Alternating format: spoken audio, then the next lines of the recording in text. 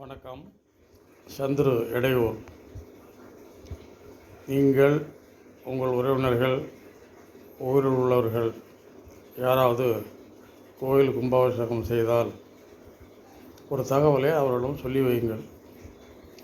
கும்பாபிஷேகம் அன்று முதலாளி இரவு அந்த கலசத்தில் நவதானியங்கள், வரகு இவைகளை நிரப்பி இரவே கலசத்தை கொண்டு போய் கோபுரத்தில் வைத்து விடுவார்கள். அந்த நவதானியங்களை நிரப்பும் பொழுது அந்த ஆண்டு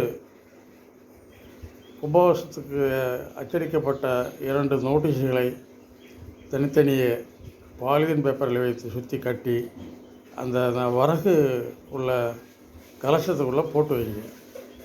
இதே அடுத்த தலைமுறை அல்லது பல ஆண்டுக்கு பிறகு யாராவது கும்பாபிஷேகம் பண்ணாக்கா அந்த டேட்டை கரெக்டாக எடுத்து கொடுக்கும்.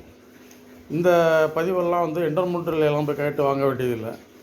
இது ஈஸியாக எல்லாருக்கும் தெரிஞ்சு போயிடும் எப்போ கும்பாபிஷேகம் பண்ணுங்கிறது. இந்த தகவலை முடிஞ்ச வரைக்கும் பகிருங்க. நன்றி, வணக்கம்.